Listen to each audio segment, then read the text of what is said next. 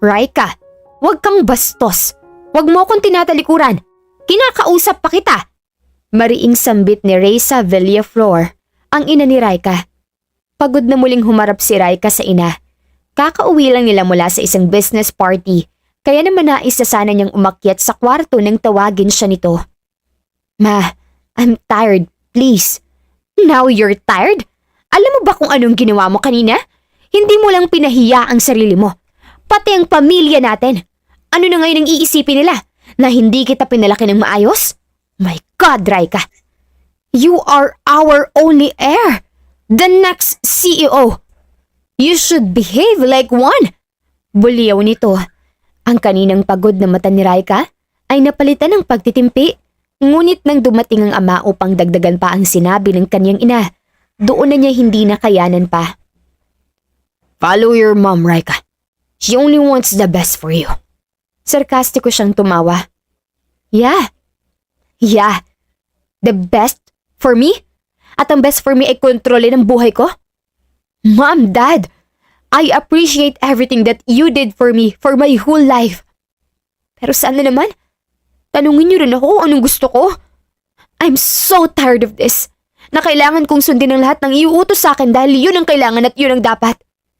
Nangingilid ang luhang saad ni Raika. Natahimik ang mga magulang niya bago nagsalita ang kaniyang ina.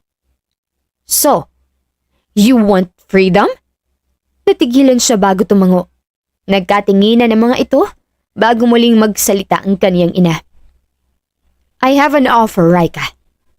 Kinakabahan man ay binigay niya ang buong atensyon sa ina. Get married. Umawang ang labi niya dahil sa gulat. What? You heard me? Magpakasal ka na. Mag-asawa ka para hindi na kita pakialaman. Hindi ba't yun ang gusto mo? Natigilan siya at mariing nagsarado ang mga kamao. Hindi talaga niya maintindihan ng ina. Ma, you're kidding me.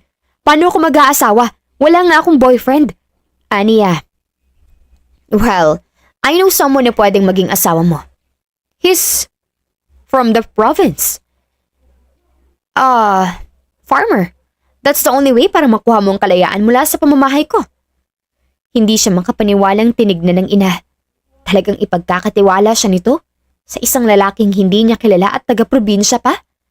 Ngunit sa isang banda, sawang-sawa na rin naman na siya sa 23 taon niyang pananatili rito sa kanilang mansyon. Kaya naman walang pagdadalawang isip siyang ngumiti at tumango. Bahagyang nagulat ang kanyang ina dahil sa kanyang mabilis na pagsang-ayon.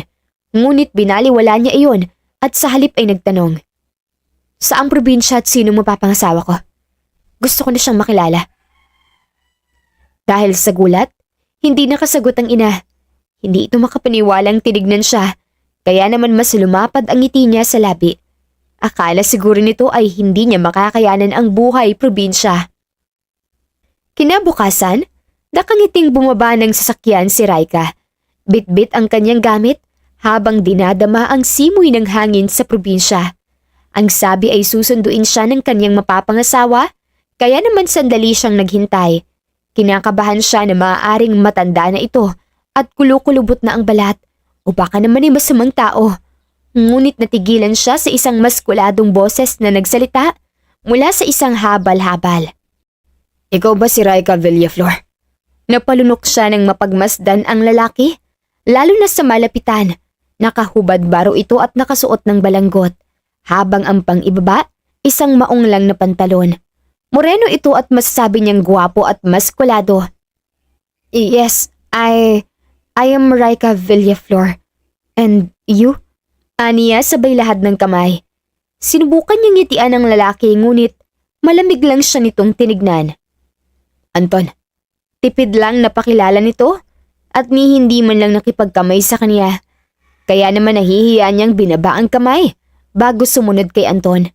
Binitbit nito ang mga gamit niya hanggang sa makarating sila sa isang kubo. Medyo malaki ito para sa isang tao, kaya naman mangha niyang tinignan ang ayos nun. Kahit simple, mukha naman itong matibay. Abala siya sa pagtingin sa paligid ng kubo nang magsalita si Anton. Ayoko nang maarte sa bahay, sa pananamit, sa pagkain at sa paligid. Pinigilan niya ang sariling mabigla. Ngunit ang pagkautal ng boses ay hindi niya na naitago. Okay. I'm not like that. Aniya, I mean, okay lang sa akin kahit ano. Mabuti, dahil kung sanay ka sa ginahawa sa syudad, hindi ka maaaring magtagal dito. Tumango siya dahil naiintimidida siya sa uri ng tingin ni Anton. Sa laki ng katawan nito, tiyak niyang isang suntok lang nito sa kanya. Mahihimatay na siya, kaya naman bahagya tuloy siyang natakot. Sa Westland tayo kakasal sa isang linggo. Hindi ko na pinainggrande dahil hindi naman talaga tayo nagmamahalan. At isa pa, mahirap lang ako. Napalunok siya sa pagiging prangka ni Anton. Hindi niya akalaing ganito ito ngunit sinikap niyang tumango. Okay lang. Umaga hanggang 2:00 ng hapon ng trabaho ko kaya hindi ako masyadong naglalagi rito. Nasa sayo kung gusto mong mamasyal, humanap din ng trabaho o manatili rito sa bahay. Paliwanag ni Anton bago ito uminom ng tubig mula sa baso. Sige, mananatili muna ako rito sa bahay ng ilang linggo kung ayos lang. Pagkatapos maghanap din ako ng trabaho pagkaraan. Aniya, tumango si Anton bago tinuro ang isang kwartong katabi lang din ang sa tingin niya ay kwarto nito. Yun ang magiging kwarto mo. Nilinis ko na yun at bagong palit na rin ang sapin ng higaan. Ceiling fan lang ang magbibigay ng hangin sa'yo sa loob dahil malamig naman ang paligid. Thank you. Papasok na ako sa loob at aayusin ang mga gamit ko. Paalam niya.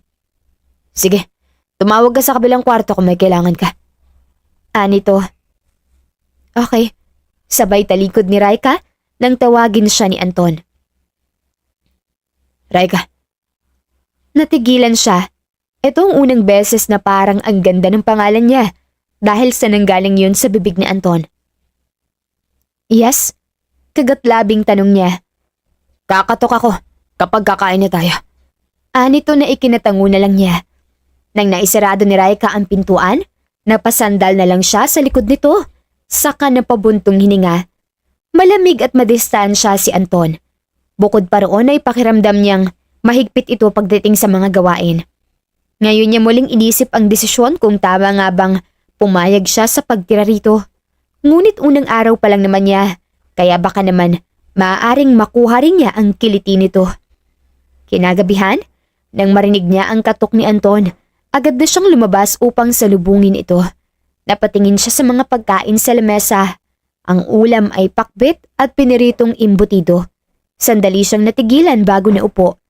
Nang magsandok siya ng kanin sa pinggan at kaunti lang iyon, nagsalita si Anton. Hindi mo gusto? Gusto. Tipid niyang sagot dahil wala naman siyang karapatang mag-inarte sa ulam at nakikitira lamang siya.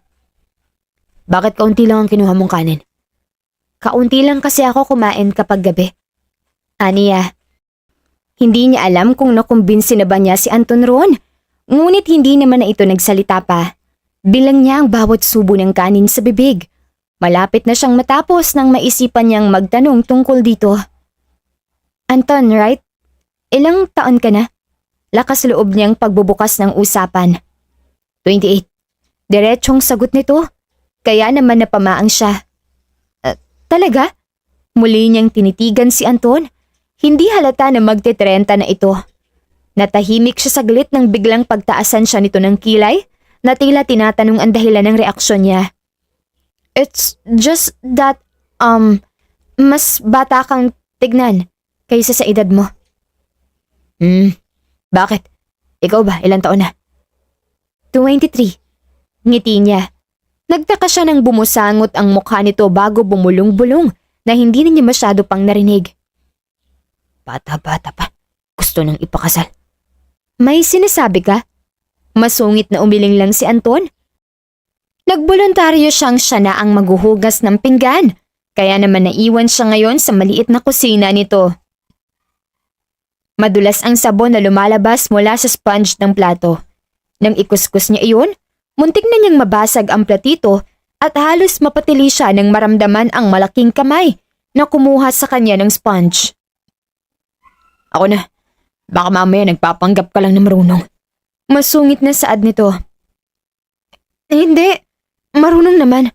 Nahihiyang saad ni Raika dahil baka nga naabutan siya nitong muntik ng malaglag ang hinuhugasang pinggan. Ako na, Raika. Pumasok ka na sa kwarto mo. Utos nito, kaya naman wala siyang nagawa upang bumalik na sa kwarto. Nahihiya siya kay Anton dahil totoo namang may ilang gawaing sanay siya ngunit mas madalas lang na ang katulong nila ang gumagawa ng halos lahat sa kanilang mansyon. Kaya naman kinabukasan, gising na siya ngunit hindi niya pa nagawang harapin si Anton. Nang kumatok lang ito at tatawagin siya ay sakalang siya lumabas. Isasama kita sa rancho para naman hindi ka mabagot rito. Magbihis ka na. Anito. Kaya naman mabilis siyang kumilos upang magpalit ng mas maayos na damit. Patungo sila ngayon sa rancho at dahil maaga pa, hindi pa masakit ang sinag ng araw sa balat. At isa pa, dahil malaki ang figura ni Anton ay natatakpan naman siya ng anino nito. Tahimik lang siya sa tabi ni Anton, ngunit kapag napapansin siya ng mga kakilala nito, ay nginingitian niya naman ang mga ito. Kagaya na lang ng isang may edad na lalaking ngumiti kay Anton. Anton, kumusta? Maayos lang, Tybert. Ngumiti ito sa kanya, kaya naman nginitian din ito ni Raika. Sa gitna ng paglalakad, ay muli na naman silang nakasalubong.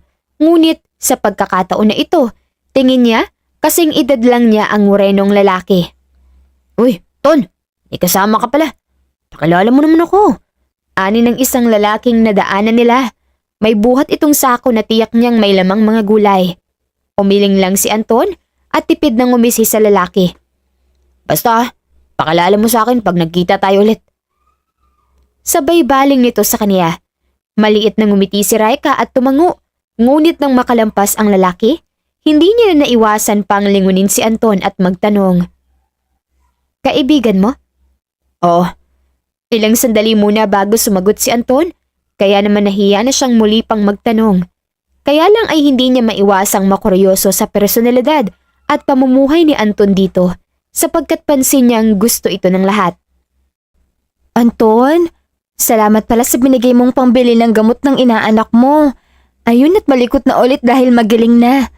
Saad ng ginang na mukhang naglalako ng mga tinapa base sa dala nitong lagayan na may mga dyaryo. Wala ho yun, Aling Melissa. Magalang na saad ni Anton. Nang magawi ang tingin sa kanya ng Ale ay ngumiti ito sa kanya. Siya po si Raika. Raika si Aling Melissa. Pakilala ni Anton, kaya naman ngumiti si Raika at naglahad ng kamay. Good morning po. Ako po si Raika. Aniya, maggiliw na tinanggap ni Aling Melissa ang kamay niya. Abat, Englishera at maganda?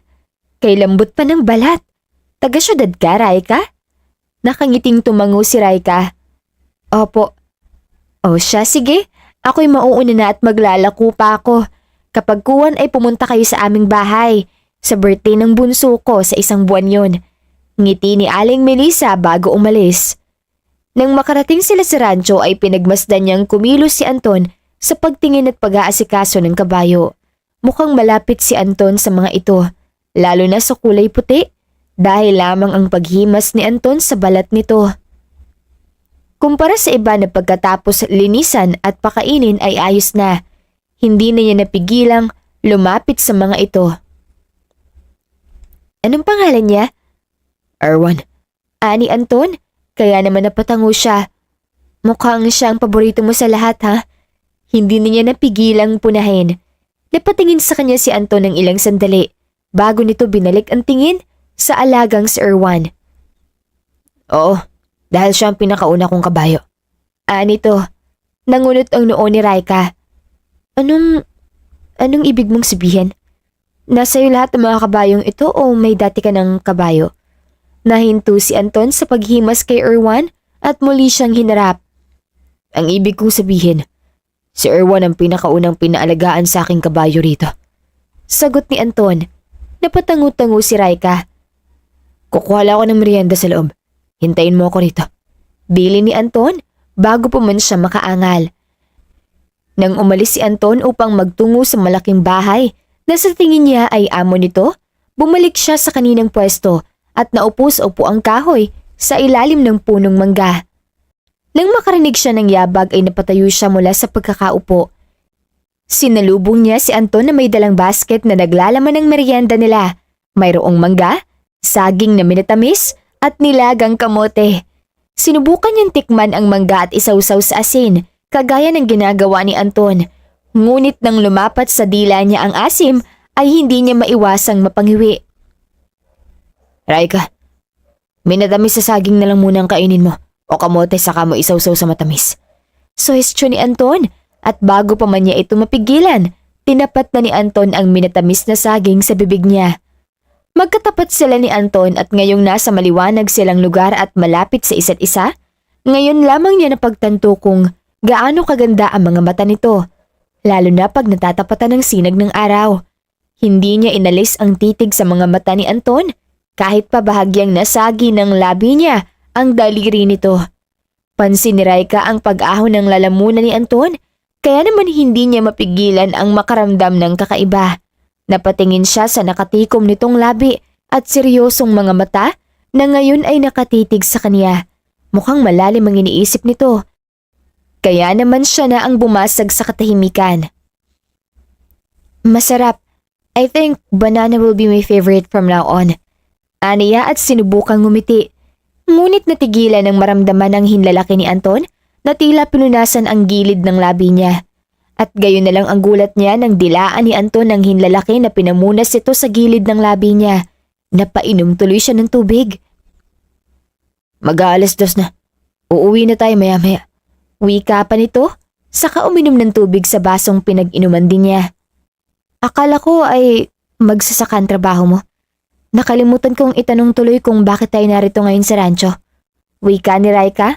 Winabaglit sa isip ang mga kakaibang kilos ni Anton kanina. Hindi ko permanenteng trabaho ang pagsasaka, pero madalas tinutulungan ko si Tatay Bert kapag wala akong trabaho sa rancho. Okay. Anton, itatanong ko lang din. Pumayag ka sa kasal natin, hindi ba? Kahit hindi mo pa ako nakikita noon? Anong dahilan at pumayag ka? Kung okay lang malaman. Lakas loob na tanong ni Raika. Ngunit bago pa man masagot ni Anton yun, may yabag na lumapit papalapit sa kanila. Tonton, sabi ko na maaabutan ulit kita rito eh. May dala pala akong merienda. Oh, sino siya? Takang tanong ng bagong dating na babae nang mapansin niya. Morena ang babae at may mahabang kulot na buhok. Maganda ito at hindi man siya sigurado, ngunit malakas ang kutob niya na may gusto ito kay Anton. Base na rin sa nakaguhit na disgusto sa mga mata nito. Nang lumapat sa kanya, bumuntong hininga si Anton saka siya pinakilala.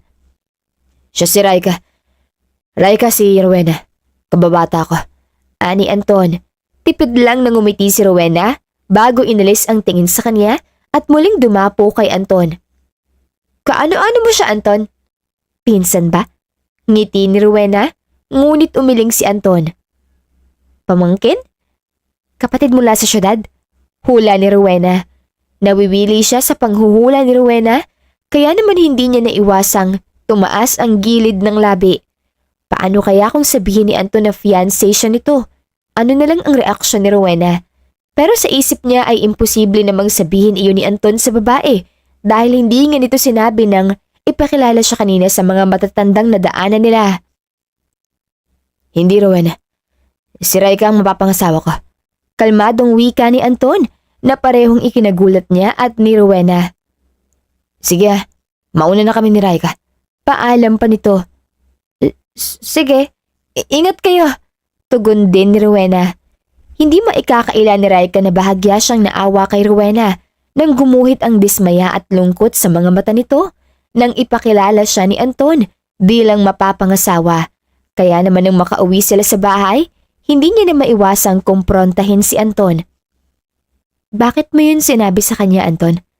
Hinarap siya ni Anton at ngayong pareho silang nasa harap ng isa't isa at nakatayo ay ramdam niya kung gaano kalaki ang diferensya ng tangkad nila.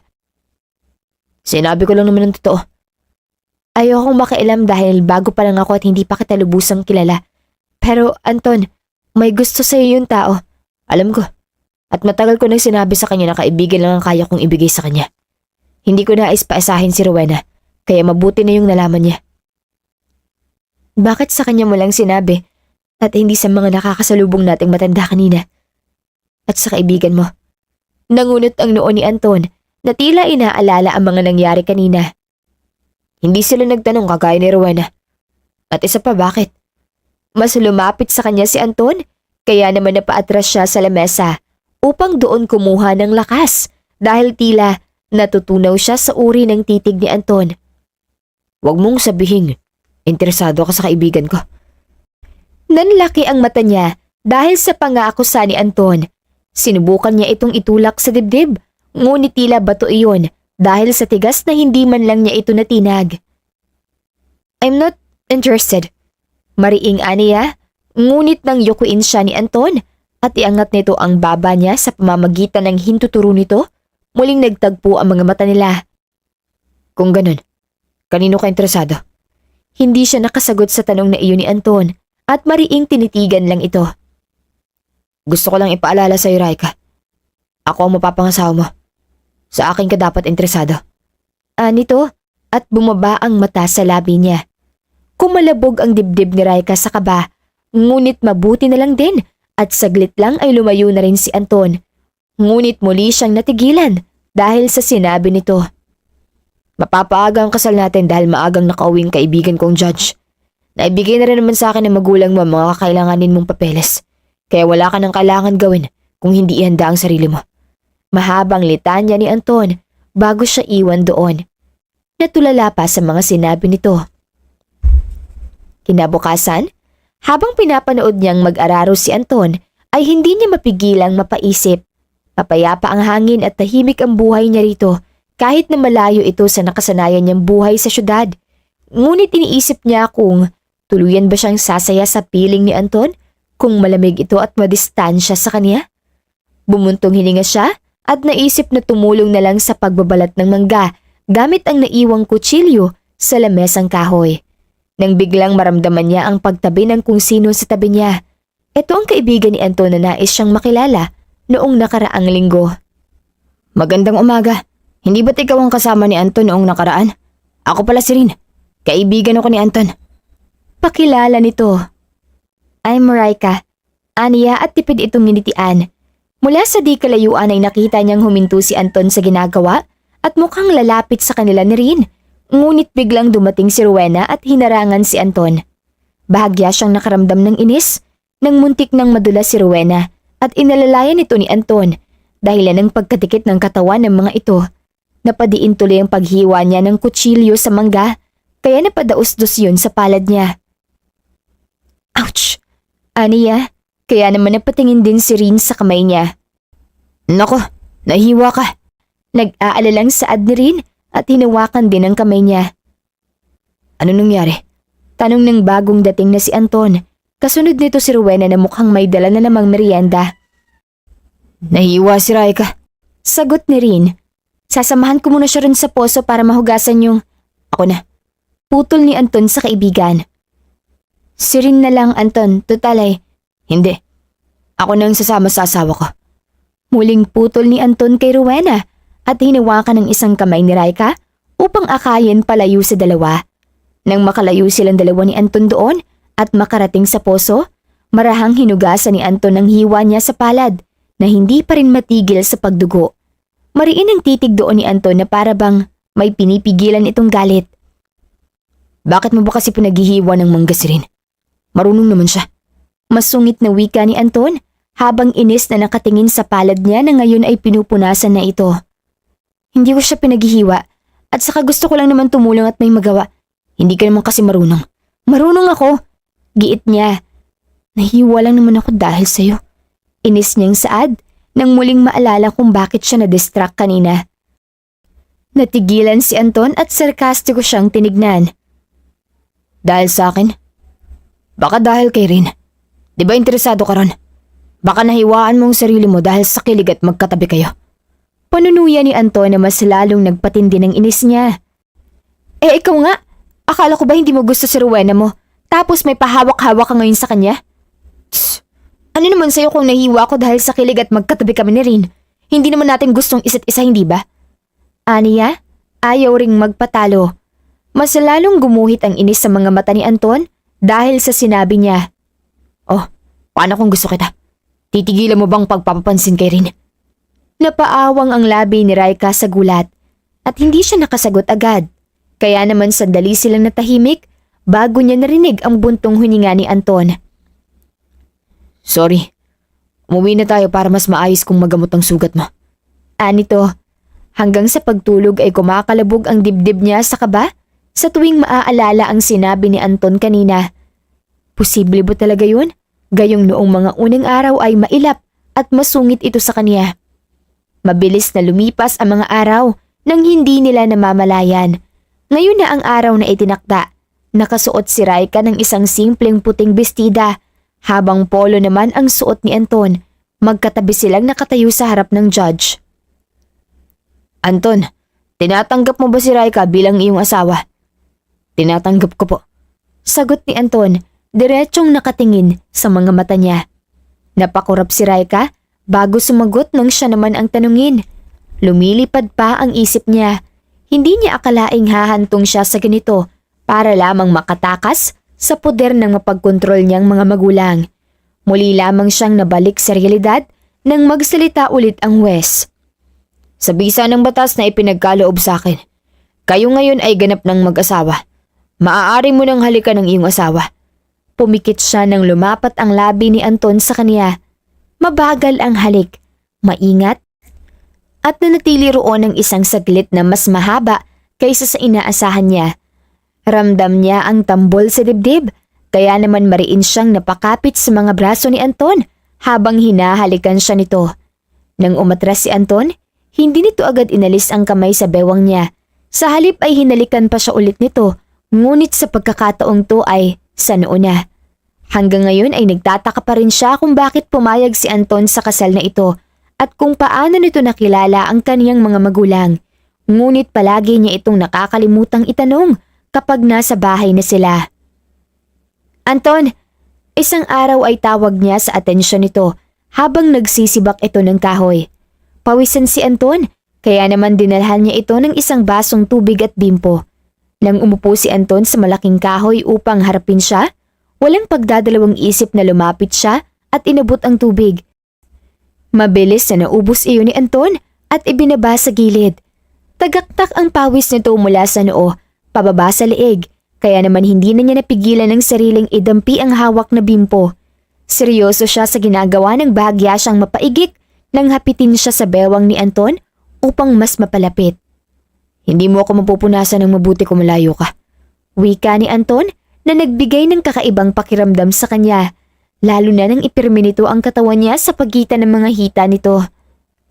Okay na, aniya, nang matapos, ngunit hindi pa rin siya binibitawan ni Anton.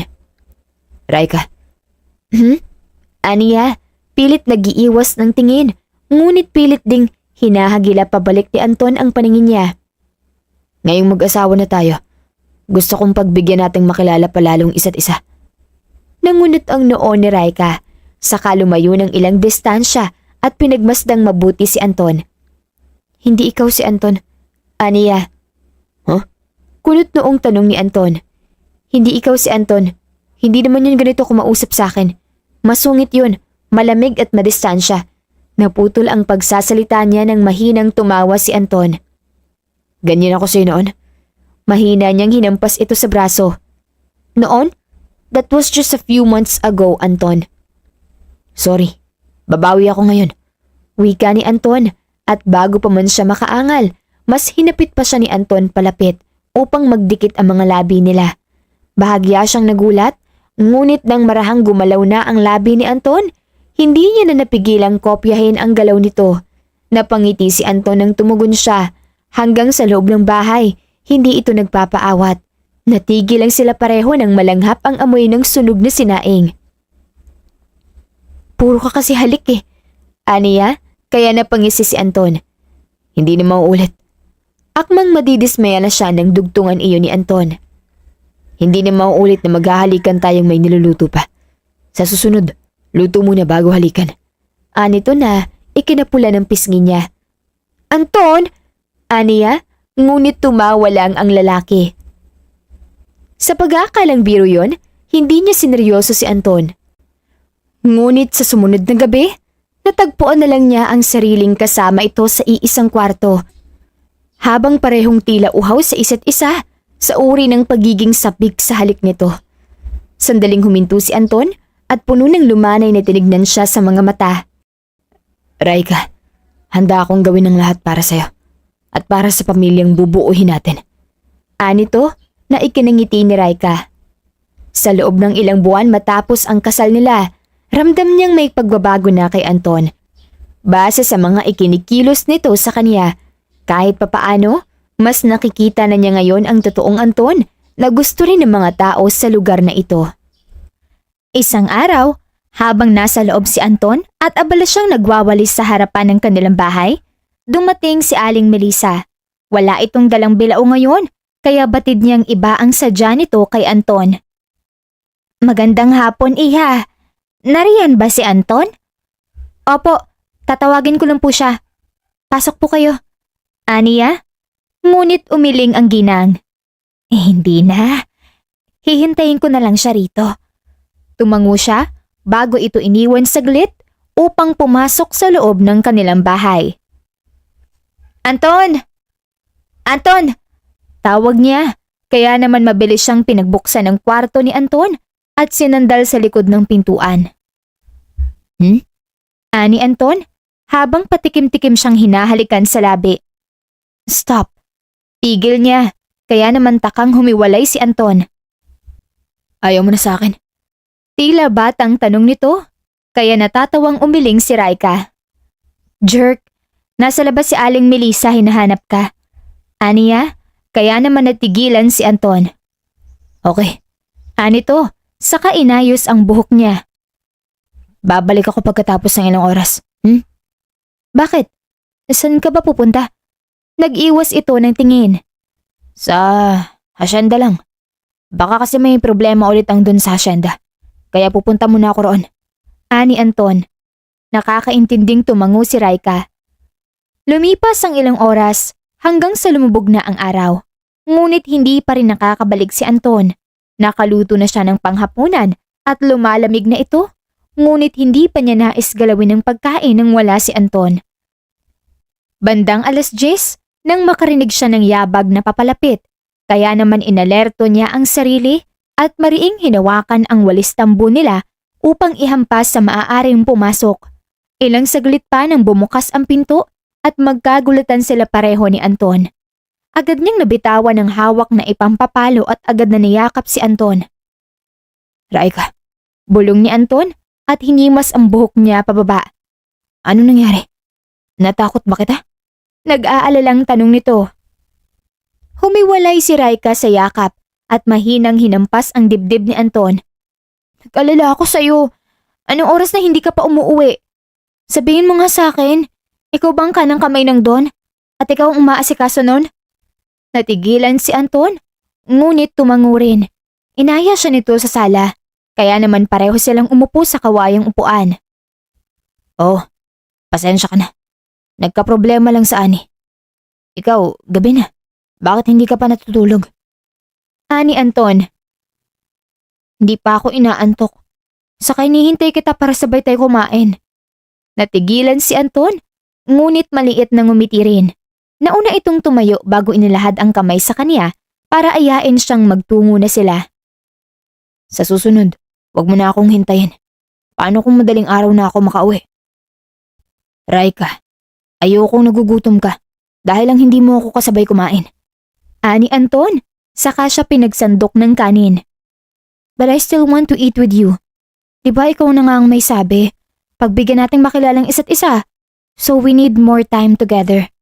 Aniya, kaya naman napatango-tango si Anton bago sandaling may naisip. Sa tingin ko tama ka. Dahil dyan, aalis tayo sa isang araw at ipapasyal kita sa kabilang bayan. Namimilog ang mga matang na patingin siya kay Anton. Talaga? Nakangiting tumango ito. Kinaumagahan, naglalakad sila patungo sa hasyenda nang magkahawak kamay. Bago himiwalay si Anton, hinalikan pa siya nito sa noo. Kagatlabing na pailing si Raika. Akala mo naman talagang malalayo siya kay Anton. Ngunit magkasama lang naman sila sa trabaho. Habang abala si Anton sa pag-aasikaso sa mga puno at lupa, Abala naman si Raika sa pagwawalis sa mga naglalagablab na dahon. Napansin niya ang sipag at tiyaga ni Anton sa bawat kilos. Napaisip siya, mukhang mahal talaga nito ang ginagawa. Kaya siguro minahal si Anton ng mga tao rito. Nang biglang may dumating na matandang lalaki. Kung hindi siya nagkakamali, si Mang Bert iyon na tinutulungan ni Anton sa pagsasaka. Tumango ito kay Raika bago lumapit kay Anton. Anton, lumalala ang peste sa bandang silangan. Rinig niya mula kay Mang Bert. Bumuntong hininga si Anton bago tumango. Tatawag ako sa supplier mamaya para sa organic treatment. Sumang-ayon si Mang Bert. O siya, sige. Sasabihin ko na lang sa kanila. Nag-aalala kasi ang karamihan, baka walang kitain. Ako na pong bahala, Mang Bert. Mahinahong sabi ni Anton. Hindi na niya narinig pa ang ibang usapan nang ihatid na palabas ni Anton si Mang Bert. Napatingin siya sa lalaki. Humahanga siya sa dedikasyon nito. Nang magpaalam muli si Anton kinahapunan, pumayag siya nang sabihin nitong may aayusin lang sa hasyenda. Pinagbaunan pa niya ito ng pagkain kung sakaling gabihin. Pinatakan siya ni Anton ng magaang halik sa labi, saka ikinulong ang mukha niya sa mga palad nito. Babawi ako sa'yo bukas. Ani Anton, tumango si Raika. Naiintindihan ko ang trabaho mo, Anton. Kaya kung wala kang oras, may oras ako. Palagi akong maglalaan ng oras para sa'yo, Raika. Sagot ni Anton, hinawakan ang kamay niya at hinalikan yun. Pagkatapos ng trabahong to, sisiguraduhin kong ikaw naman ang tatrabahuin ko. Natatawang hinampas ni Raika si Anton bago ito umalis. Isang oras pa lang ang nakalipas nang makarinig siya ng katok mula sa pinto. Akala niya si Anton ang darating, kaya nakangiting binuksan niya ito. Ngunit napalitan ng gulat nang makita si Rowena. Nariyan pa si Anton? Tanong nito. Wala. Umalis siya dahil pinatawag siya ng Don. Sagot ni Raika. Nangunot ang noo ni Rowena. Ipinatawag ng Don? Oo. Bakit? May problema yata sila ngayon sa anihan kaya hindi na natapos ang salita ni Raika nang putulin siya ni Rowena. Sige, aalis na ako. Paalam nito. Ngunit bago tuluyang lumayo ay muling humarap. Raika, mag-asawa ba talaga kayo ni Anton? O mahal niyo man lang bang isa't isa? Natigilan siya sa tanong. Dahil sa nakikita ko, hindi kanya mahal at wala siyang tiwala sa'yo. Ngiti ni Rowena bago umalis. Pagkaalis ni Rowena ay naiwan siyang tulala sa pintuan. May lumukob na kaba sa dibdib niya at hindi niya maunawaan ang punto ni Rowena. Kaya naman nag-iwan iyon ng malaking katanungan sa isip niya. Napuyat siya ng gabing yun. Ngunit minabuti niyang bago mag-isip ng hindi maganda, aalamin muna niya kay Anton ang totoo. Tinanghali ka na ng gising. Ani Anton at hinapit siya sa bewang para sa isang yakap. Bahagya niyang tinulak si Anton, kaya naman nagtatakang tumingin ito sa kanya. May nagawa ba akong mali, Raika? Tipid nang umiti at umiling si Raika. Nais niyang magtanong kay Anton ngunit nagdadalawang isip siya. Wala, Anton. Pumunta nga pala si Rowena rito kagabi. Hinahanap ka. Aniya, natahimik sandali si Anton. Ngunit nang magtama ang paningin nila, bumalik ito sa wisyo. Baka may ipapaayos ang nanay niya. May sinabi pa ba siyang iba? Bahagya siyang nakaramdam ng inis dahil sa tanong ni Anton. Kaya naman hindi niya napansing padabog na niyang naibaba ang baso sa lamesa pagkatapos niya iyong inuman. Wala naman Bakit? May dapat pa ba siyang sabihin? Wala. Wala na. Ani Anton at nagtungo sa kanya. Huwag mo akong hawakan. Masungit na wika ni Raika. Pwede mo naman siyang puntahan sa kanila para tanungin kung anong maipaglilingkod mo tapos next time na lang tayo umalis. Bumuntong hininga si Anton. I'm sorry. Babawi ako ngayon. Huwag ka na magalit. Paglalambing ni Anton at nagsimulang magsumiksik sa kaniyang leeg. Ang ganda rin ni Rowena Bagay kayo. Bakit kaya hindi na lang naging kayo? Narinig niya ang mahinang tawa ni Anton sa kanyang leeg bago ito nag-iwan ng halik doon at harapin siya. Huwag ka nang magselos, misis ko. Anito, kaya naman napairap siya. Oo nga, at matagal na kaming magkababata. Pero kahit kailan, hindi ko siya tinignan ng higit paroon. At isa pa, hindi ko kayang gawin sa kanya mga ginagawa ko sa'yo. Hindi ko kayang hawakan ang kamay niya ng ganito. Ani Anton at pinagsiklop ang mga kamay nila. Hindi ko kayang yakapin siya ng ganito kahigpit. Anito at niyakap naman siya. Hindi ko kayang tignan ang mga mata niya, katulad ng pagtingin ko sa mga mata mong parang bituin sa kalangitan. Ngiti ni Anton. Pinipigilan niya ang sariling kiligin. Ngunit nang iangat ni Anton ang baba niya upang pagtagpuin ang mga labi nila, tuluyan na rin siyang napapikit. Nang huminto si Anton sa paghalik, ay nagtama ang paningin nila. At hindi ko rin siya kayang halikan ng ganito kalumanay. At higit sa lahat, hindi ko siya nakikita ang makakasama ko sa habang buhay bilang asawa at bilang nanay na magiging mga anak ko. Dahil hindi naman siya ikaw. Hindi siya si Raika Villaflor. Fine. Naniniwala na ako sa'yo. Nakangiting aniya. Sa kanyang isip, hindi naman siguro masamang mahulog na ng tuluyan ang loob niya kay Anton. Tutal ay mag-asawa na rin naman sila at may tiwala siyang hindi siya nito lolokohin. At maaari nga na baka nasabi lang iyon ni Rowena dahil may gusto ito kay Anton. Sandaling nawala ang tinik sa dibdib ni Raika dahil sa kaisipang yon. Kinahapunan, natuloy ang pagpunta nila sa kabilang bayan. Maraming nagkakasiyahan at nagkakantahan. May mga banderitas na nakasabit sa itaas ng bawat madaraanan nila. Magkahawak kamay sila ni Anton habang tumitingin ng pwedeng kainan. May ilang nakakakilala kay Anton at napapatingin sa mga kamay nila. Kaya naman minsan ay lumulukob ang hiya sa loob ni Raika. Ngunit hindi naman siya binibitawan ni Anton. Kinakahiya mo ba ako? Bulong ni Anton. Natigilan si Raika at mabilis na hinarap si Anton para umiling. Bakit naman kita ikakahiya? Ako ang dapat mahiya eh. Nangunot ang noo ni Anton. Bakit ka naman nahihiya? Ang ganda-ganda mo. Simpleng salita lang yon pero tila lumundag sa tuwa ang puso niya. Napakagat siya sa labi at napaiwas ng tingin. Tama na nga, kumain na tayo. Nangingiting aniya. Naupo sila ni Anton sa lamesang kahoy na may pangdalawahang tao. Anong gusto mong kainin? Tanong ni Anton. Kahit ano. Aniya, kaya naman tumango si Anton bago nagpaalam na bibili ng pagkain nila. Nang mawala si Anton ay inabala ni Raika ang sarili sa paglibot ng mata sa paligid nang biglang may madapang batang lalaki sa harapan niya. Oroy! Daing nito. Nang lapitan niya iyon ay bahagyang napaawang ang labi niya dahil sa hindi maipintang mukha ng bata. Okay ka lang? Ala, aniya nang makitang may maliit na sugat ito sa tuhod. Ngunit sakto rin namang dumating si Aling Melissa. Yan na nga ang sinasabi ko sa iyong bata ka. Anito, subalit huminto sa pagsasalita nang mapansin siya. Raika? Tumango si Raika. Opo, anak niyo po? Oo. Ay nako, kay tigas ng ulo ng batang ire. Sige na, Onyok. Pumunta ka muna sa tatay mo at nang magamot yung sugat mo.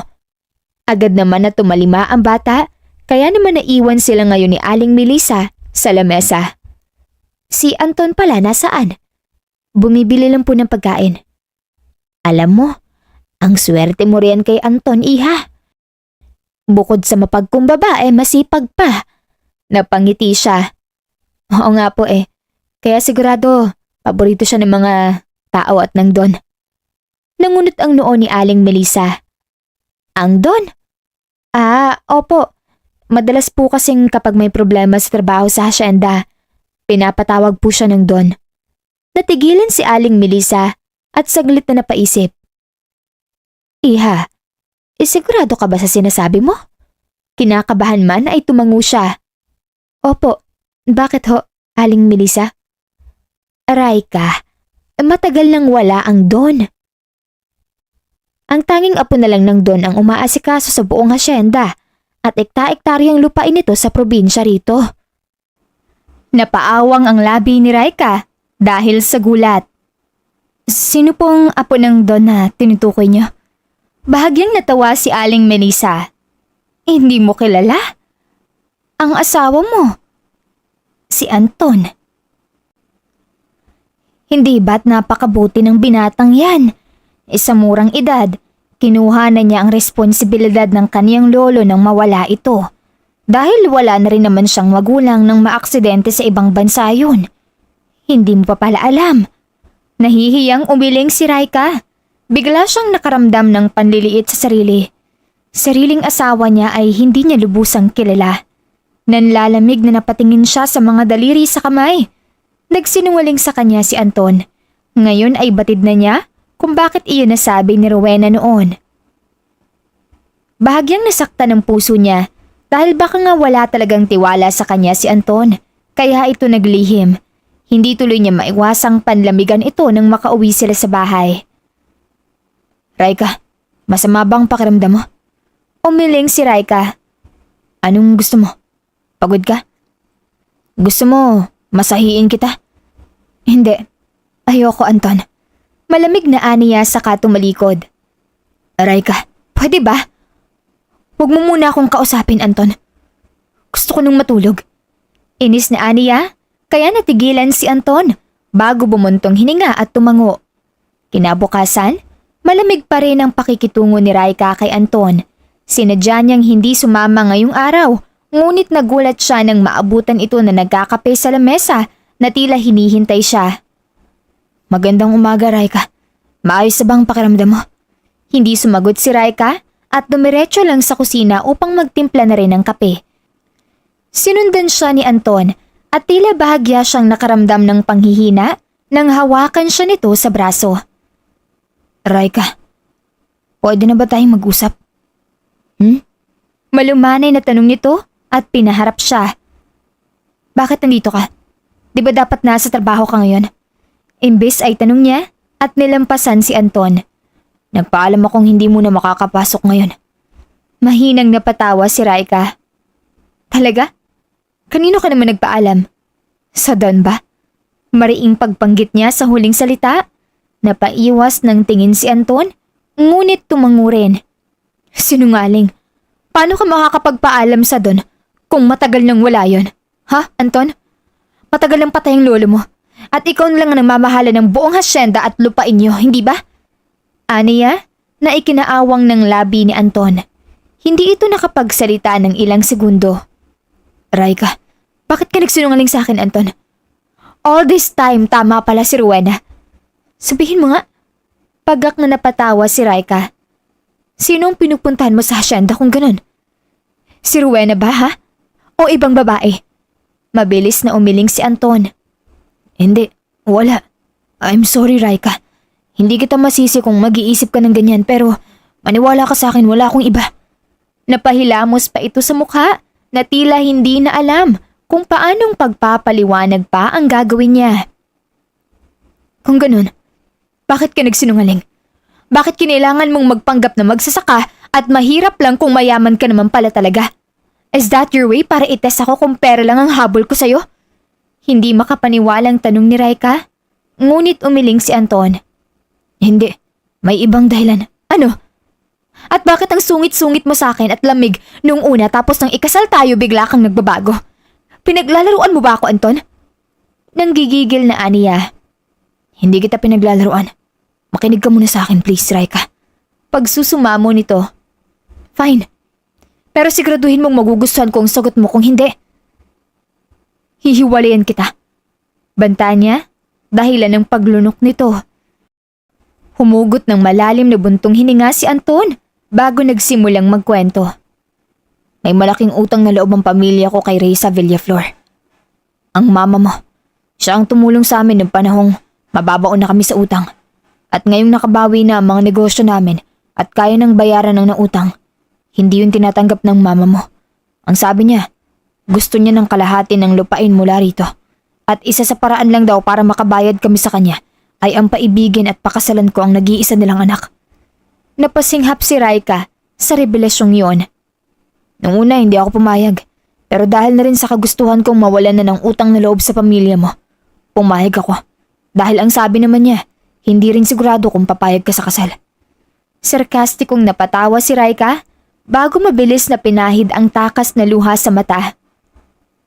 Wow!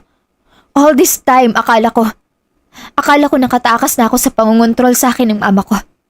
But guess what? Hawak pa rin pala niya ako sa mga palad niya.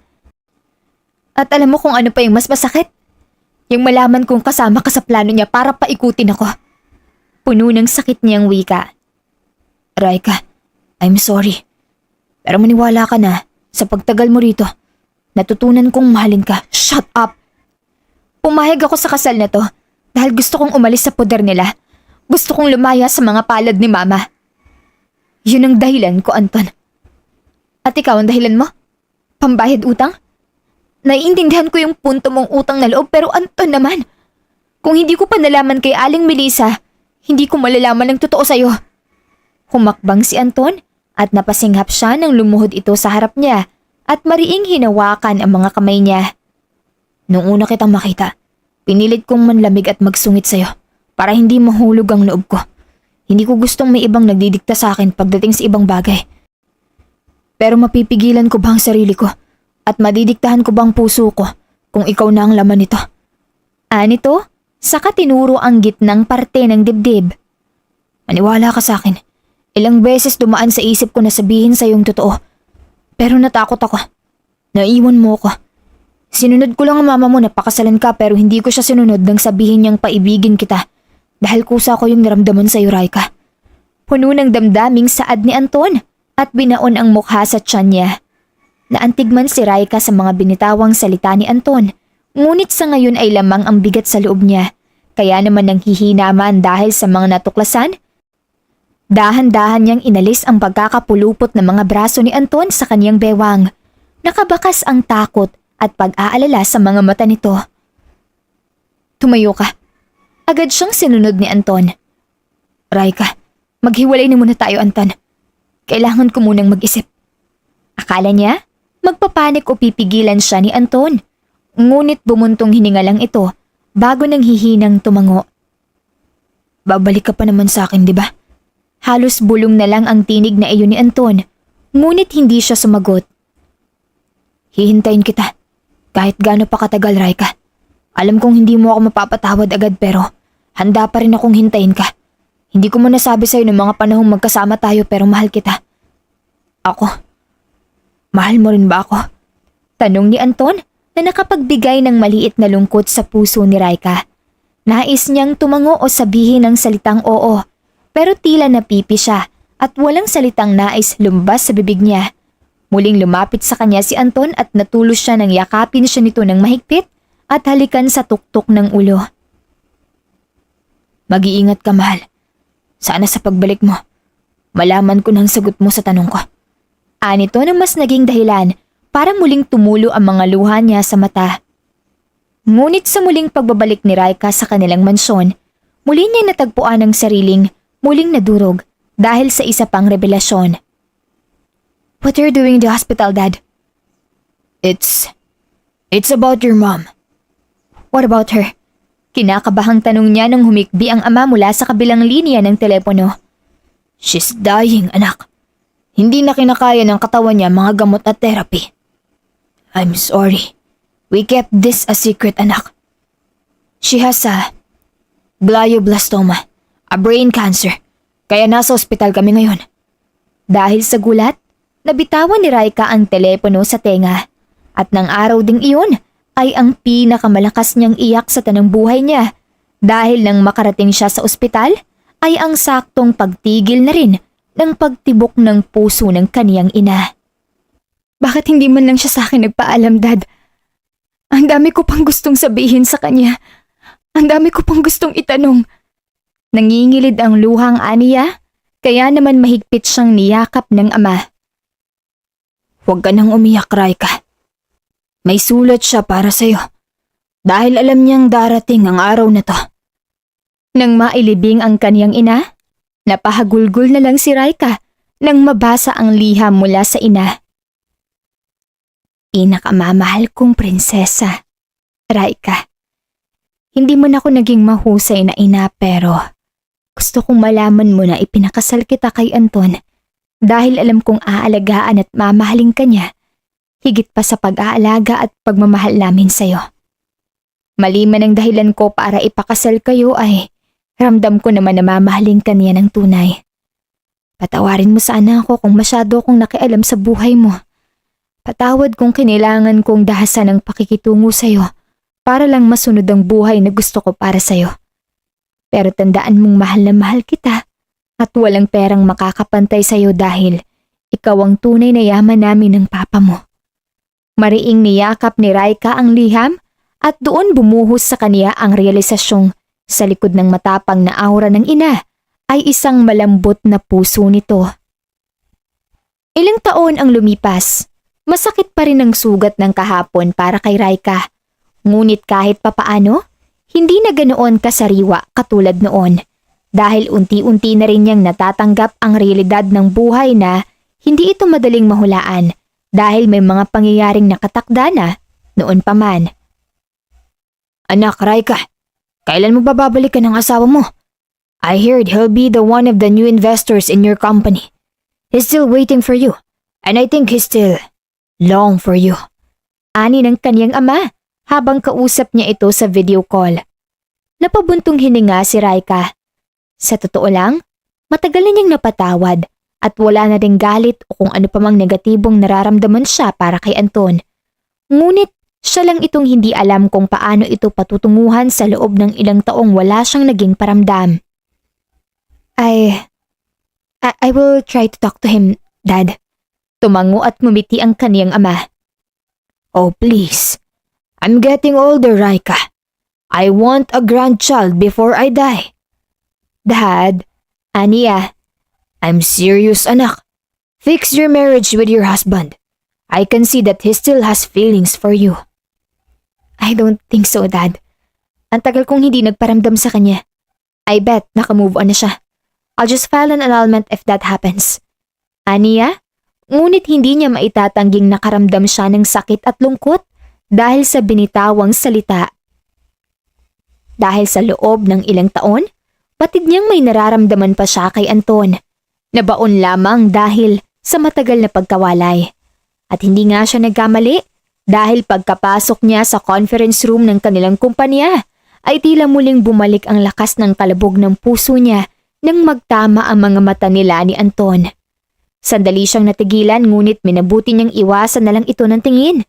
Ngunit kahit anong gawin niya ay ramdam niya ang malalalim nitong titig. Unti-unti na naglalabasan ng mga tao sa conference room at naisa na niyang magpaiwan at mapag-isa nang hindi niya mapigilang mapairap nang marinig niyang tinawag ng isang babae si Anton na kasama rin kanina sa meeting. Let's have lunch together, Mr. Villafuerte. Ngiti ng babae kay Anton. Dahil sa irita ay bahagya tuloy niyang natabig ang mga papeles sa lamesa dahilan upang magkalat yun sa sahig. I'm sorry, Miss Ignacia, but I'll have my lunch with my wife. Ani Anton at binalingan siya ng tingin. Napaiwas si Raika ng tingin ngunit awkward naman na tumawa na lang ang babae bago umalis. Nang maiwan silang dalawa sa loob ng opisina, inabala niya ang sarili sa pag-aayos ng mga dokumento sa lamesa. Napatingin siya kay Anton nang dumiretso ito sa pinto upang ilak yun. Bago nito pulutin ang isa pang papel na nalaglag sa sahig at iabot sa kanya. Thanks. Tipid na saad ni Raika at akmang lalampasan na si Anton nang hawakan siya nito sa isang braso. Mag-usap tayo. Mariing sambit ni Anton. Pagod niyang tinignan si Anton. If you want an annulment, I'll give it to you as soon as... Tangina. Malutong na mura ni Anton na nakapagbigay kilabot sa kaniya. Ilang taon kitang hinintay pero sa hiwalayan din pala tayo mapupunta. Is that it, Raika? Kinakabahang napalunok si Raika dahil sa lumukob na puot at riin sa mga mata ni Anton. I'm just thinking na hindi mo na ako gusto since ilang taon na at hindi ko sinabing maghintay ka. I didn't give you any assurance that I'll come back to you, Anton. Hindi kita pinaasa. Yes. I did it myself. At wala akong karapatang magdemand because all these years, ikaw pa rin. I don't want an annulment, Raika. I won't give it to you. Malamig na wika ni Anton at lumapit sa kanya hanggang sa ilang pulgada na lang ang layo ng mukha nito sa kanya. You're just my husband in paper, Anton. My husband. Ang sarap sa tenga. Ngiti ni Anton at tinaas ang baba niya sa pamamagitan ng hintuturo nito. Nakausap ko na ang daddy mo. Ipaparenovate niya ang bahay niyo, kaya sa akin ka muna titira sa mga susunod na buwan. What the Don't. Pigil ni Anton sa bibig niya, kaya naman pinanlisikan niya ito ng mata. Sa bahay natin tutuhanan ng gusto mong sabihin, Raika. Hihintayin kita sa kotse. Maliit na ngisi ni Anton bago siya mabilis na nakawan ng halik sa labi. Naiwang natulo sa kinatatayuan si Raika habang hawak ang dibdib. Ngayon na lang ulit tumibok ang puso niya ng ganito at hindi pa rin siya makapaniwalang nag-iba na si Anton. Maliban sa pisikal nitong itsura na mas lalong naging matikas at gwapo, iba na rin ang uri ng pakikitungo nito sa kanya. Marahil ay kahit hindi nito aminin, batid niyang may galit na kinikimkim si Anton sa kanya at naiintindihan niya yon. I can't believe you agreed with this, Dad. Ani Raika habang kausap ang ama sa telepono. Nasa shower pa si Anton, kaya naman kinuha niya ang pagkakataong to para tawagan ng ama dito sa veranda. Come on, Raika. Alam nating mahal mo pa ang asawa mo. Ewan ko ba sa'yo at nagmamatigas ka? Ay mahal ka pa rin naman ni Anton. Fine. I love Anton pero hindi naman niya yun alam. Hindi ako kailanman nagsabi ng nararamdaman ko sa kanya at isa pa, Dad. How will I know if he still loves me? Maybe he just wants revenge. Matagal ko siyang iniwan at walang paramdam. Bumuntong hininga ang ama niya. Ask him, anak. Paano niya malalaman ang gumugulo sa isip mo kung di mo sasabihin? Hindi naman niya mahuhulaan ang laman ng isip mo. You lovebirds need a deep talk. Ang mga salitang yun ang tila gumising kay Raika. Kaya naman nang bumalik siya sa kanilang kama, nanatili siyang nakaupo sa paanan nito nang saktong lumabas si Anton na tanging tuwalya lang sa pang-ibabang parte ng katawan ang tabing sa sarili. Hindi ka makatulog? Tanong ni Anton. I think we need to talk, Anton. A deep and serious one. About the past and about us. Aniya, tumango si Anton at mabilis na nagbihis upang tumabi sa kanya. Humugot si Raika ng malalim na buntong hininga. A few years ago, I left you heartbroken and I want to say sorry for that. Hindi ko kasi matanggap noon na hindi ko nakasama ang mom ko. Pero nakokontrol pa rin niya mga nangyayari sa akin. But then later on, I found out her reason. Although hindi mo naging magandang pamamaraan niya, but I think it's true that she really wants the best for me and to secure my future. Nangilid ang luha sa mata ni Raika nang muling maalala ang mga pangyayaring yon. Naramdaman niya ang paghapit sa kanya ni Anton. She died the day I found out that she was sick. She has a brain cancer, Anton. I was mourning for the past few years. Nakalimutan ko lahat na ang tanging naalala ko lang ay ang sakit ng pag-iwan niya sa akin. Mali ako sa pag-iisip na kontrabida siya sa buhay ko. Hagulgol ni Raika. Mahigpit siyang niyakap ni Anton at siniksik sa dibdib nito habang paulit-ulit siyang hinahalikan nito sa tuktok ng kaniyang ulo. I understand you, love. Huwag ka nang umiyak. Andito ako. Bulong ni Anton. Kaya naman mas napahigpit ang yakap niya sa bewang nito. Sorry, nakalimutan kita. Nakalimutan kong naghihintay ka. Shh. Nalaman kong nangyari pero huli na. I'm sorry. I wasn't there, love. Pero simula ngayon, hindi na ako aalis sa tabi mo. Hindi ko nahahayaan na mawala ka sa akin ng matagal. Kahit magalit ka pa, hindi na ako papayag na wala ako sa tabi mo. Ayokong iiyak ka na naman nang wala ako sa tabi mo. Ani Anton at pinahid ang mga luha niya sa mata. Napapikit si Raika ng dampian ng halik ni Anton ang pareho niyang mata. Mahal na mahal kita, Raika. I want to give you everything I can give. I'm sorry din kung hindi maganda ang turing ko sa'yo noong una sa probinsya. Ayoko kasing magkagusto sa'yo. Pero hindi ako magsasorry dahil sa pagsang-ayon ko sa mama mo na pakasalan ka. Dahil kung hindi ako pumayag, baka hindi ka dumating sa buhay ko. All those years na hindi tayo nagkita, mas pinag-igihan ko ang trabaho. Gusto kong mas yumaman para handa ako sa pagbalik mo. Nakaya ko ring pantayan ang yaman ng pamilya mo. Hindi mo kailangan maging sobrang yaman para matanggap ka ng pamilya ko. You know what? Nabasa ko sa liham ni mama sa akin na ikaw talagang gusto niyang ipakasal sa akin dahil mas mamahalin at aalagaan mo raw ako ng mabuti. And I think, totoo yun. Dahil hindi naman din ako mahuhulog sa'yo kung hindi. Tigagal na napatingin sa kanya si Anton na tila hindi ito makapaniwala na tinignan siya. Anong sinabi mo? Ngumiti si Raika at kinulong ang mukha ni Anton sa pamamagitan ng mga palad niya. Saka ito nakangiting tinitigan sa mata. Anton Villaferte. I'm sorry kung late ko na nasagot ang tanong mo noon. But yes, I'm in love with you too. Noon pa, bago tayo naghiwalay ng landas. Mahinang napamura si Anton, saka siya binigyan ng isang mahigpit na yakap at paulit-ulit na hinalikan siya sa buong mukha. Totoo ba talagang nangyayari to ngayon? Natatawang tumango si Raika. You know what? Let's do something that can satisfy us both. Papang-akit na ani Raika, kaya naman napalunok si Anton nang magsimula niyang tanggalin ang ribbon ng suot na pantulog. Goodness, Raika. Sa akin mo lang talaga dapat ipapakita yan. Binabaliw mo ako. Ani Anton, bago siya buhatin at paibabawan sa kama. Nangingiting nagkatinginan sila ng lalaki. I love you. Aniya, na ikinalaki ng ngiti ni Anton sa labi. I love you more, Raika. Ikaw ang pinakamalaking biyaya na pinagkaloob sa akin. Wika ni Anton, bago ito nagsimulang kumilos upang pag-isahin ang ritmo ng kanilang katawan. Nang gabing yon, napagtanto ni Raika na siguro nga tama ang kaniyang ama. Mainam pa rin na ipinapaalam ang mga damdamin dahil paano nga naman malalaman kung hindi aaminin. 5 years later. Anak, careful! Baka malunod ka! Ani Raika sa 4 na taong gulang na anak nila ni Anton na si Rain. Nasa Palawan sila ngayon upang ipagdiwang ang kaarawan nito. Mommy, did you forget?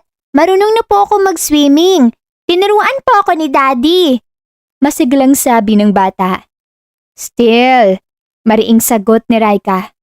Sakto namang dumating si Anton, may hawak na buko juice. Love, aniya sabay abot sa kanya. Bakit na naman nakakunot ang noo ng misis ko? Anong ginawa ng anak natin? Daddy! Singit ni Rain. Nag-worry po kasi si Mommy na malunod ako. Eh di ba po you taught me how to swim? Ngumiti si Anton at tumango. Yes, Mommy.